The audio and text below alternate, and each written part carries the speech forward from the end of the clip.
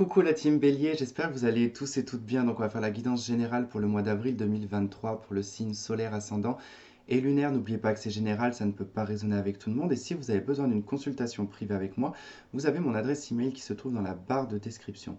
Si vous souhaitez également faire un don à la chaîne, il y a également le lien de la cagnotte Litchi dans la barre de description. Et je voulais également vous remercier pour vos commentaires, vos likes, vos abonnements, votre présence, votre fidélité. Bienvenue aux nouveaux abonnés également. Et les nouvelles personnes qui me regardent et qui ne sont pas abonnées, bah allez-y, abonnez-vous, ça fait toujours plaisir de voir des nouvelles personnes arriver. Alors, ici nous avons la coupe du tarot, d'accord, que j'ai récupérée. Ici on est en tirage en croix celtique, donc pour ceux qui connaissent, hein, je vais pas le, mais je vais quand même le dire pour les nouvelles personnes. Au centre, nous avons votre énergie. Ce qui est par-dessus, c'est ce qui est en contre. Ici, c'est ce que vous souhaitez. Là, c'est ce que vous allez faire pour y parvenir. Votre passé proche, votre avenir proche, votre atout. Comment est-ce que les autres vous voient? Peur, doute, espoir et le résultat. On regardera aussi également du côté sentimental. Bien évidemment, on fera une petite partie puisqu'il y a déjà le tirage sentimental pour le mois d'avril. Alors, c'est parti, les béliers, on y va. Donc, carte centrale, nous avons l'impératrice. Donc, l'énergie ici de l'impératrice, elle va nous parler de gestation, de préparation, de faire quelque chose en tout cas qui va mûrir. Donc, ça peut être un projet, ça peut être une attente hein, aussi, ça peut être des placements d'argent qu'on attend en tout cas que ça fructifie. L'impératrice, elle représente la mère, elle représente, donc comme je vous ai dit, la gestation, elle représente l'alimentaire, elle représente de toute façon le signe du taureau. Enfin, du taureau, pas complètement parce que c'est Vénus, l'impératrice, donc c'est le taureau et un peu la balance. Donc il y a un peu ces énergies-là de la balance, donc qui est l'élégance, la beauté, prendre soin de soi, être apprêté, puis on a le côté un peu plus taureau ici, qui est un peu plus terre à terre, les besoins de la famille, les besoins tout court, hein, la nourriture, tout ce qui est en lien en tout cas avec le domestique. Et là, en tout cas, on peut parler d'une situation de mère, par exemple, hein, où vous attendez un enfant, vous êtes peut-être mère au foyer, voilà, en tout cas, ou grand-mère, où vous vous occupez de vos petits-enfants. Bref, l'énergie de façon de l'impératrice, c'est une très bonne énergie puisque ben, on vit en tout cas ce qu'il y a à vivre sur le moment présent et on attend que quand ça doit venir, hein, cet accouchement de ce projet ou de cet enfant ou de autre chose, en tout cas on le vit bien et on attend que la date en tout cas soit définie et que du coup on puisse mettre en place ce projet ou du moins qu'on ait fini de faire ce projet pour pouvoir le mettre en place. Ce qui va être en contre, alors qu'est-ce que ça va être? C'est l'empereur. Ah bah alors là, on a l'empereur et l'impératrice. Donc ici, bon, clairement on peut parler avec l'empereur qui est en contre. Ça peut nous parler d'une relation de couple. D'accord? Alors une relation de couple, on va parler ici du conjoint qui peut freiner votre avancée, freiner vos projets. On peut parler d'une figure paternelle, d'accord? Une personne en tout cas, le père, le grand-père, quelqu'un d'autorité, hein, qui a de l'autorité sur vous, qui vous empêche peut-être d'avancer, de faire évoluer ce projet. On peut aussi parler ici de structure avec l'empereur. Ça veut dire que l'impératrice, ouais, on est en train de préparer quelque chose, mais il nous manque la structure, il nous manque l'action. Alors oui, l'impératrice, on est dans une énergie positive ici parce que on réfléchit à plein de choses, on est en train de penser à plein de choses qu'on voudrait mettre en place. Mais l'empereur, voilà, nous bloque dans l'action. Donc le fait ici d'assurer ses arrières est un peu compliqué. On ne sait pas ce que ça va donner, on ne sait pas sur quoi on peut se projeter, on ne sait pas comment ça va évoluer. Et du coup, bah, il y a un peu cette peur qui ressort. Donc, ok, il y a une période d'attente. Ok, on est bloqué ici par des autorités, on est bloqué par aussi le fait que ça manque de structure et d'action. Bon, ce n'est pas très négatif non plus, d'accord? L'obstacle ici, c'est vraiment d'aller à l'action, d'accord? C'est de dépasser aussi une peur, c'est de passer au-dessus de quelqu'un qui est supérieur à vous, quelque part, ou à des critiques ou des choses comme ça. J'ai totalement zappé de vous parler de la coupe, donc on va en parler maintenant. 9 de coupe et le jugement, il y a quelque chose qui revient dans votre vie, qui est un souhait, qui est un rêve, qui est... Alors, ça ne veut pas dire que ça se réalise, hein, d'accord? Il y a peut-être un souhait que vous aviez, que vous avez laissé tomber, et que là, ça revient, vous avez envie de le mettre en place. C'est un désir, 9 de coupe. C'est bon, c'est aussi lié aux excès, mais je pense pas qu'il y ait un retour aux excès ou ce genre de choses. Euh, ou l'illusion non plus, parce que la 9 de coupe représente aussi l'illusion. Mais clairement, ici, je pense que c'est lié à vos envies, à ce que vous avez envie de mettre en place dans la matière, un projet, un rêve. Voilà. En tout cas, c'est en train de revenir, ça vous appelle, vous avez envie de le mettre en place. Et c'est le manque de structure, en fait, qui vous manque. Alors, je vais vous donner un exemple, hein. Imaginons, vous avez envie de faire de la création, moi, je sais pas, de résine, de bougies, de bois, enfin, sculpture sur bois, par exemple, imaginons. Ça vous donne bien envie de le faire, vous savez que vous avez le potentiel, mais il vous manque les finances, il vous manque la pièce pour pouvoir fabriquer, il vous manque des outils. Voilà, ça peut être vraiment des petits éléments comme ça, d'accord? Alors, ce que vous souhaitez, le soleil, bah, vous aimeriez en fait que tout se passe bien, que ce soit positif, que tout marche dans un bon sens, que vous soyez aussi peut-être reconnu, que vous soyez vu, que vous soyez mis en lumière, qu'il y ait un succès, qu'il y ait une réussite. Euh, on veut être apaisé sur le plan émotionnel également, sur le plan de la colère.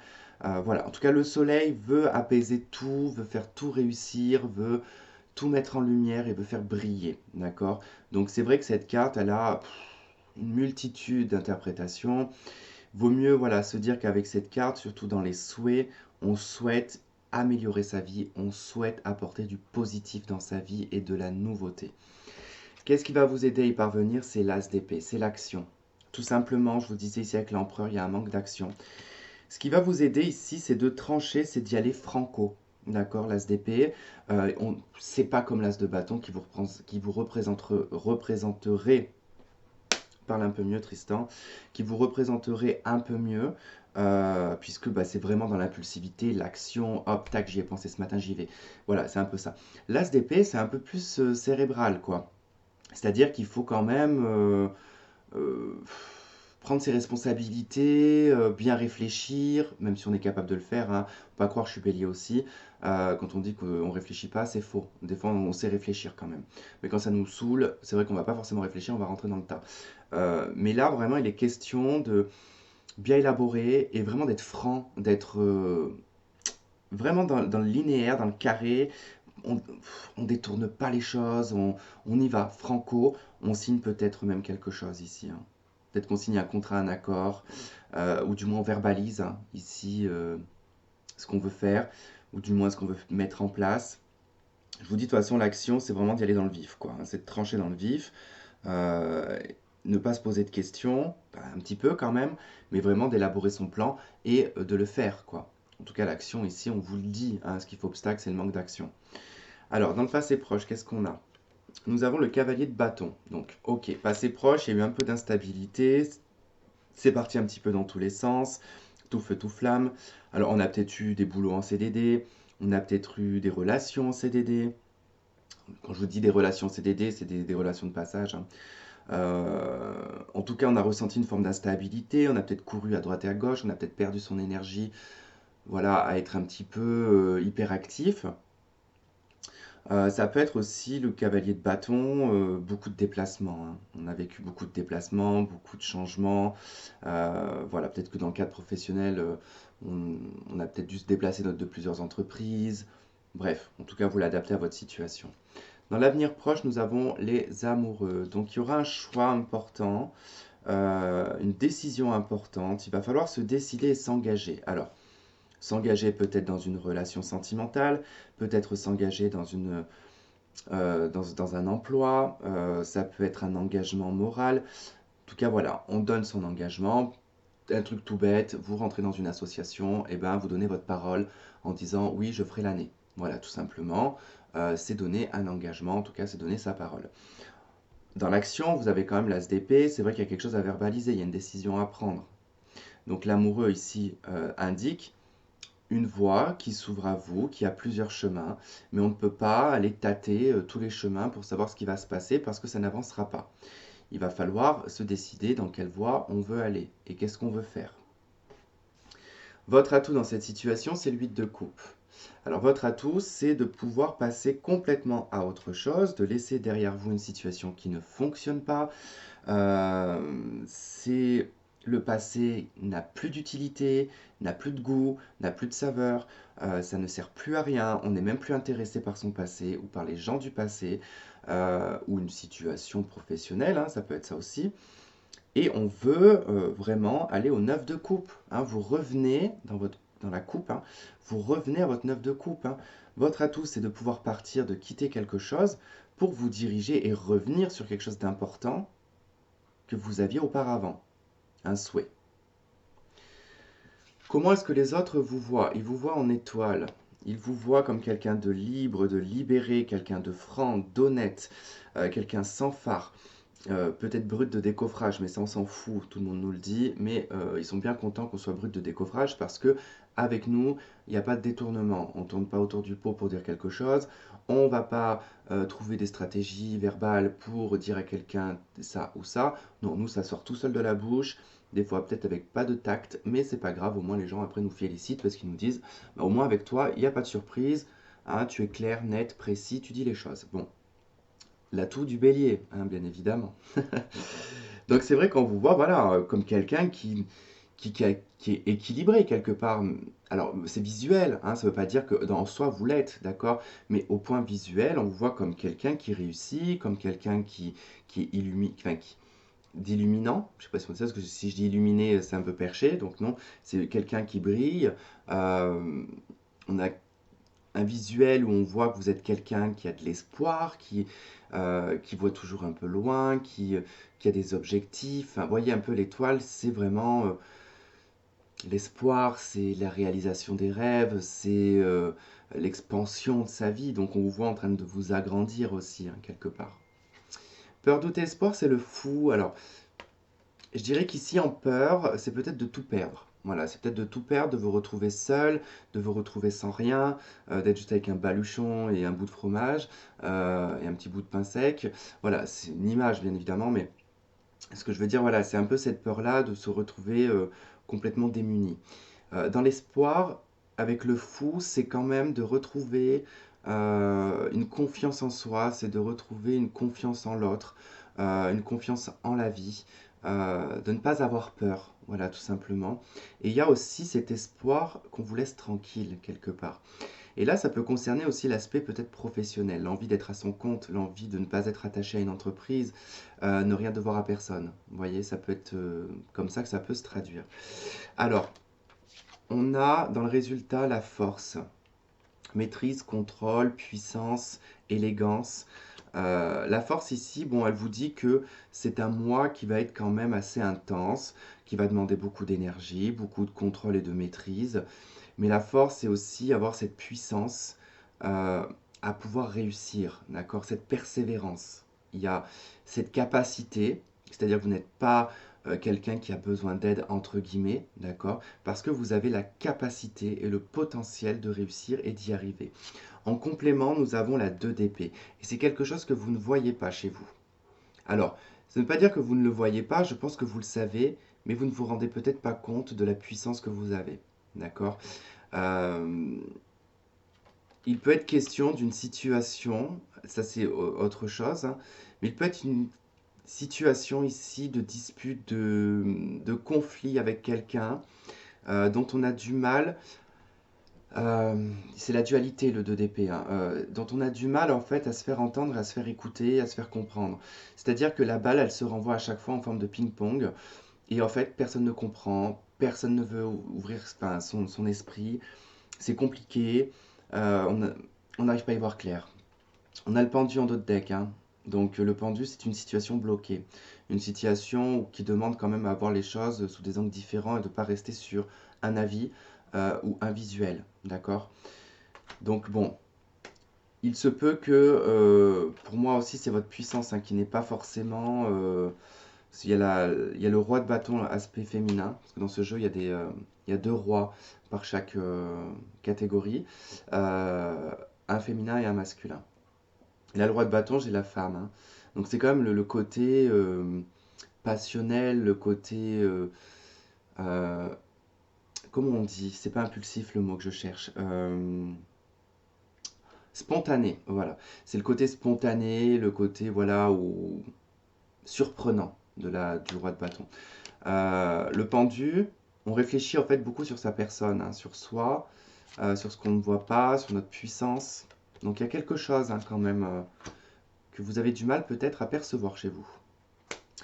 En dos de deck ici, j'ai la 7 d'épée, j'ai le diable et j'ai le pendu. Ici, ça parlera d'une situation toxique, d'une situation de manipulation. C'est peut-être ça que vous avez du mal à voir aussi, hein. Le contrôle. Peut-être que quelqu'un a le contrôle sur vous et que vous ne le voyez pas. Ça peut être votre conjoint, votre petit ami, peu importe. Peut-être ça aussi votre atout, hein, de pouvoir partir de cette situation, hein, c'est possible. Vous avez un choix à faire, une décision à prendre. Il y a l'espoir d'être libéré, hein, quelque part avec le fou aussi, hein. Je pense que cette personne, parce que dans l'atout que vous avez avec l'étoile, enfin de comment est-ce qu'on vous voit, pardon, avec l'étoile, vous êtes peut-être trop exposé pour cette personne, en tout cas. Mais cette personne, elle n'est pas forcément dans le cadre sentimental, ça peut être un ami, ça peut être quelqu'un d'extérieur qui est complètement jaloux, tout simplement. Vous savez que là, cette d'épée, il y a quand même voilà, de la stratégie, il y a de la manipulation ici avec le diable, à vous bloquer, hein, à vous mettre dans des blocages, à vous empêcher de faire les choses. Donc ça, je ne sais pas, c'est à vous en tout cas de le voir dans votre vie, comment ça se traduit. On a quand même la roue de fortune et on a le 2 de bâton, donc je dirais qu'il y a un changement qui va s'opérer parce que vous allez faire un choix, vous allez prendre une décision à un moment donné, avec l'amoureux aussi. Donc forcément que voilà, qu'il va y avoir cette décision et ce choix à faire en tout cas. Enfin, moi je suis bélier, bon je vois pas trop encore dans quoi ça va se traduire dans ma vie, mais je pense que je vais vite le savoir. Alors, hop, on va enlever ça, on va regarder un petit peu avec la triade ce qu'on a.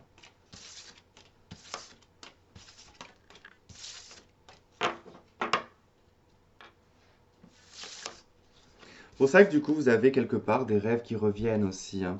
Peut-être que vous vous dites voilà c'est pas la vie que je voulais, c'est pas la vie que j'avais espérée. J'avais d'autres projets dans ma vie, j'avais d'autres vœux, d'autres espoirs.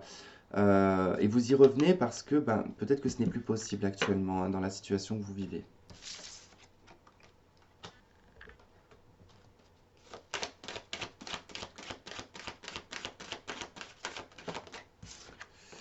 Ok, vous avez la carte du malheur.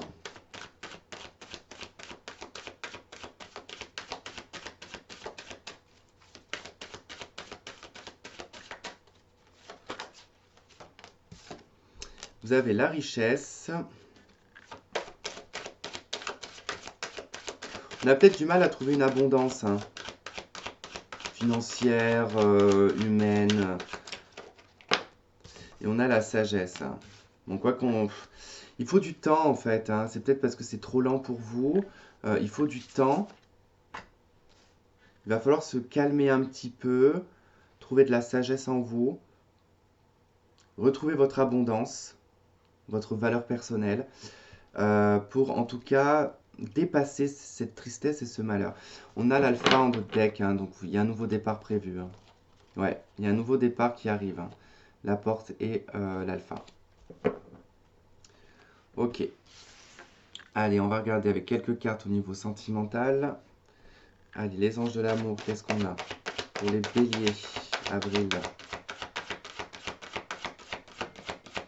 Alors, sentimental, émotionnel, affectif, voilà, ça peut concerner la famille, les amis.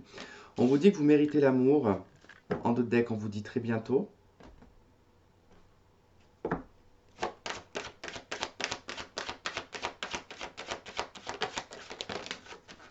Ok, on a projet, nous avons le deuil. Et ouais, ça revient à ce que je vous disais, hein, avec le jugement et la 9 de coupe, hein. On a fait le deuil d'un projet à un moment donné, hein. On a fait le deuil. Peut-être que ce rêve et ce que vous aviez, c'était au niveau sentimental. euh, et que ça ne se passe pas comme vous aimeriez que ça se passe. Ici, vous faites le deuil, quelque part, d'un projet passé. Pour moi, c'est ça. D'un projet passé, mais on a quand même la progression en d'autres decks. Euh, de part, en tout cas, ce deuil, en tout cas, par le fait ici qu'on se dise, bon, ok, ce n'est pas arrivé, c'est pas grave, je vais me donner l'espoir d'autre chose, bah, ça vous amène à de la progression. Donc il y a du changement avec la cigogne. Donc c'est plutôt pas mal.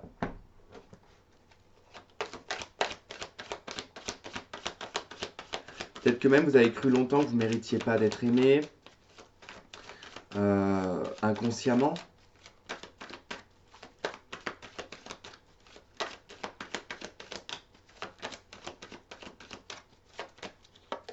Ok, on a le passé, l'ex-partenaire.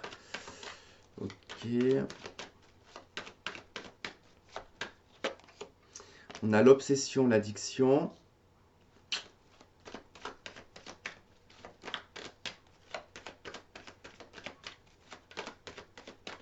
Pour moi, je pense que vous mettez un terme à un passé, à une obsession, à une codépendance. Et on vous dit que vous êtes protégé. Ok. Il y a un appui. On vous aide, hein. On vous aide. Alors peut-être une femme ou c'est vous derrière la consultante, mais ça peut être une femme de votre famille qui vous aide, hein. Maman, une sœur, une cousine, peu importe. Je pense que là, vous comprenez en fait qu'il y a quelque chose de votre passé qui a peut-être trop affecté votre vie, hein, avec la carte du malheur ici. Je pense que pendant très longtemps, on s'est empêché d'aimer, on s'est peut-être empêché d'être aimé, parce qu'on avait ce lien avec cette ex-personne, d'accord? Ce lien, même si cette personne vous a fait des horreurs, d'accord, qu'elle a été horrible, mais quand il y a ce lien, moi je l'ai vécu, donc je sais de quoi je parle, mais quand il y a ce lien, qu'il y a cette chose, on n'arrive pas à faire que ce qui est arrivé de négatif soit le point final pour se dire, ok, il y a eu ça, ça, ça, donc je n'ai plus à aimer cette personne, je n'ai plus à m'accrocher à cette personne. Malheureusement, ben non, on n'arrive pas. Du coup, on pense qu'au bon moment, et du coup, on s'y accroche de plus en plus. Mais à un moment donné, ça s'adoucit, ça s'aplanit, et on comprend qu'en fait, bon, on n'a pas été respecté, on n'a pas été mis à sa juste valeur, etc., etc. Et là, ça permet effectivement de se détacher. D'accord? Pour moi, ici, c'est un détachement qu'il y a, hein, parce que pendant très longtemps, on a conservé ici, hein, l'ex-partenaire et tout ça, hein. Voilà, voilà. Bon, quoi qu'il en soit, vous êtes protégé. Vous retournez en tout cas une valeur personnelle, une richesse intérieure. Vous reprenez dans la sagesse. Il y a le deuil, il y a la progression. C'est plutôt bien. Nouveau départ. C'est parfait. Voilà les béliers. Bah écoutez, je vous remercie de m'avoir regardé, de m'avoir écouté. Je vous embrasse et je vous dis à la prochaine. Bye bye.